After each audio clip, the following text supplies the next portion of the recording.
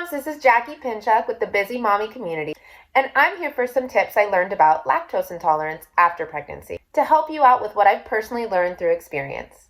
So our body changes in so many ways while we're pregnant, right? And after pregnancy. And so I knew about a lot of the physical changes, but I didn't know a lot of the internal changes that would happen to my body. All of these foods that I used to be able to eat before, things were changing after I had children. And so I kept track of the foods that were bothering me. And let me tell you a little bit about what I discovered. But dairy was definitely a huge trigger for me. So would you feel like your world was ending a little bit if you couldn't have dairy? I mean, pizza's like the best food in the entire world. But I have compiled a list of foods that can make you really enjoy your life and your food without you feeling like you're missing out. So let's start with some low lactose dairy foods. So if you can handle even a little bit of lactose, these foods might be a great alternative for you. Let's start with cheeses. In general, some people who don't do milk well can still do cheese.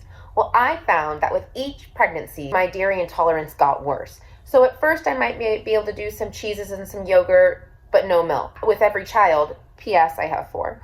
So with every child, it became harder and harder to digest the lactose. But I found I can still do goat's milk products. I really enjoy goat's milk cheese. Not a big fan of goat's milk itself or goat's milk yogurt. I can do sheep's milk cheese. So I'm talking about feta here, like real authentic feta from the Mediterranean, made with sheep's milk, no cow's milk. I can tolerate that just fine. In addition to the sheep's milk feta, I really like sheep's milk yogurt. Some bread recipes call for sheep's milk yogurt, and I've used it and it's delicious. Also, for cow's milk, aged cheeses seem to go okay with me. I found the smellier the better. So I can do cheddar cheese that's been aged a couple of years. I can do Parmesan. I'm not a huge fan of like Camembert or Brie, but I've heard that those go really well for people that have a lactose intolerance. And the best dairy product ever, okay, it's not ice cream, butter. I can do butter. It's mostly fat.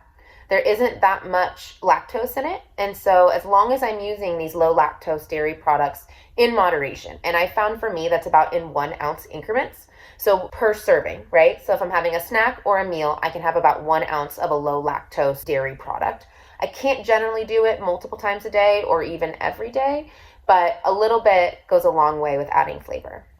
However, some people cannot do that at all. They can't even do the little bit of lactose. So if you're one of those people, I have some great dairy alternatives. I love anything with coconut milk. Coconut milk is amazing, especially ice cream. If you're looking for a non-dairy ice cream, check out the coconut milk first. I also love coconut cream. You can make some delicious desserts and use coconut cream instead of heavy whipping cream. It's a really great alternative. Also, dairy-free yogurts are absolutely delicious. They have so many options now. If you're looking for a snack versus a dessert, I encourage you to look at the protein content of your dairy-free yogurts. I found there was like less than 1 gram of protein in a dairy-free coconut milk yogurt, which it was delicious, but I was starving and needed a substantial snack. So I found that there are some more almond milk yogurts that provide a little bit more protein. So just make sure you're looking at the nutritional facts on the back so you can decide which dairy-free yogurt is best for your purposes. So something that I do not recommend are dairy-free cheeses. If you find a good one, please comment and let us know. But for the most part, I found that dairy-free cheeses are just a poor substitute, and I'd rather do 1 ounce of aged cheese that won't hurt my stomach, or I'd rather go without. They don't melt well, they don't taste great. Sometimes I'll just add a little extra salt to my food if I want cheese, or if you're someone who can do soy sauce or the gluten-free version of soy sauce to marry, it adds a lot of flavor to foods, and so I used to put that on some of my foods, or like hot sauce, that adds a ton of flavor. I recommend steering clear from the dairy-free cheeses unless you have found a magical one. Then please let us know.